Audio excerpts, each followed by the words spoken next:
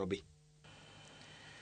Riwruoge makedo ne ratich joma mine oseyo piny owacho kuom rem kete tim dwaro manogol gi aput manochuogi mar manyo yore kedo gi nek mar joma mine e pacho kae.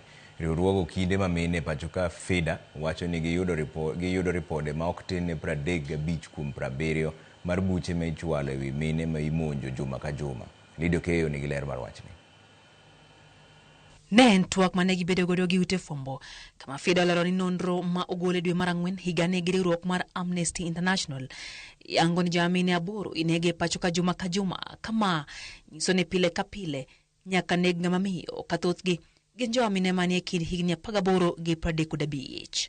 Bende gilero ni apisgi yudo ripode mathoth ewi monj ma imonjo godo joma mine ka nonro margi kuom ripode 70 ma chopo negi juma ka juma. 35 kuomgi gin mag mine ma orochi ratichgi. 35 out of 70 weekly cases reported in 2026 across our 3 offices, that is in Nairobi, Kisumu and Mombasa, are directly linked to physical and sexual gender-based violence by intimate partners. Riwruogno kanyakla gi riwruoge mamoko dwaro mondo mi sirikal land nek mar joma mine kaka midhiero masani onego bed ni rango matut kendo keto omenda tenge mar konye kedo gi nek makamagi. We are deeply concerned that the president has not acted on the group's key recommendation, such as declaring GBV and femicide a national crisis, even as the numbers continue to rise. Nek mar joma mine ni koro biro be miyo wasiwasi mang'eny.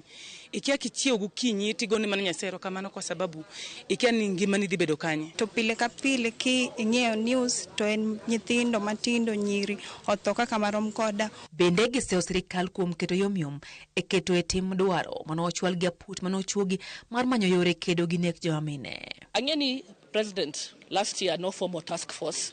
The task force was led by Senior Counsel Bilongoni Nancy Barasa, a very senior lawyer, Mose Tiokata Judiciary. Task force, no, or they around the country for 1 year. Kagidwaro details on what is happening on the ground. Gikelo report no ochiwne President in January.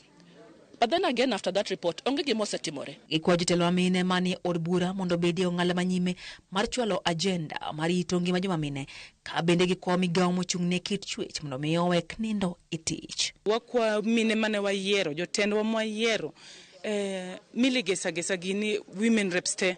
Woguru wako mundu konyo e lwenyini. We have a report, as the chair of FIDA has mentioned, that was submitted, that was launched. But up to date, we have not seen even one single women rep trying to go to that House of Assembly, trying to push for the implementation of that report. Owacho di ministries mag gender gi. Ang'o mutimo e ministries okunyal kata uoyo. Wadwa ni uwo. Women in parliament, National Assembly gi Senate.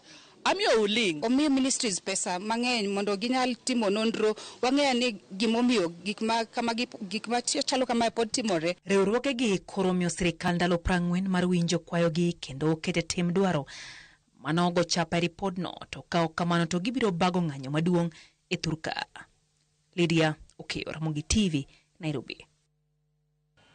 Jatend piny Kenya William Ruto jiwo medo winjruok mag dongruok e kind Kenya kod Kazakhstan kumotime limbe mar ndala